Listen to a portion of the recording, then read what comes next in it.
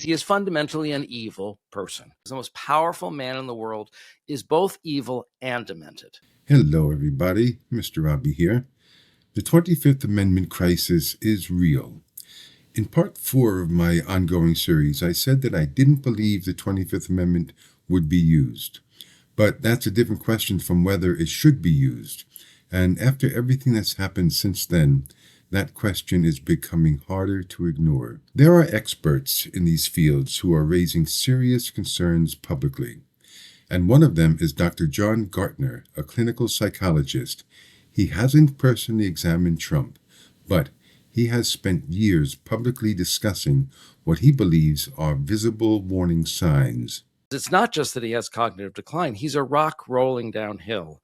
I've said for years, look at Donald Trump today, because that's the best Donald Trump you're ever going to see. The nature of his organic cognitive decline, which I believe is probably frontotemporal dementia, is that it never gets better and it never stays the same. It only gets worse. The rate of deterioration begins to accelerate. But the main thing people need to understand, if you think of that frontal lobe as deteriorating, right? And that's the break, and that's the judgment, right? The two things you would need in a president of the United States who's making decisions about war are judgment and restraint. And those are the two things that he is literally, we're almost down to zero in the tank. These are the patients in the nursing home who they dose with high-dose antipsychotics because they're so violent and out of control. And he's not just a patient in a nursing home. He's got the nuclear codes. More and more mental health professionals, commentators, and former officials are openly asking this question.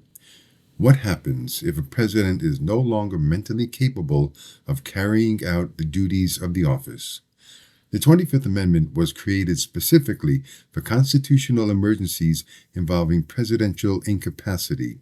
And that brings us to the part most people don't fully understand, how succession actually works if the 25th Amendment is invoked. If the Vice President and a majority of the Cabinet invoke Section 4 of the 25th Amendment, the Vice President immediately becomes acting President. If Trump were removed under the 25th Amendment tomorrow, Vance would immediately become acting President of the United States. Immediately. Now, here's the important part. That doesn't automatically remove the president permanently. Trump can challenge that decision. And if that happens, Congress would ultimately decide the outcome with a 2/3 vote in both the House and Senate.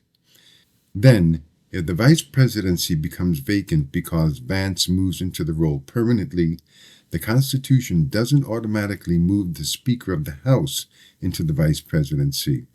Vance would have to nominate a vice president, and then both houses of Congress would have to confirm that nominee. When Spiro Agnew resigned as Nixon's vice president, Gerald Ford was nominated as vice president under the 25th Amendment. And then later, after Nixon resigned, Ford became president and nominated Nelson Rockefeller. So the framework already exists inside the Constitution. Whether Vance and the cabinet have the political courage to act is another question entirely. What people need to understand is this person is insane. The real danger to a democracy is normalizing the overall pattern and escalation of Trump's contradictions, confusion, impulsiveness, and increasingly extreme rhetoric. His frontal lobes are deteriorating.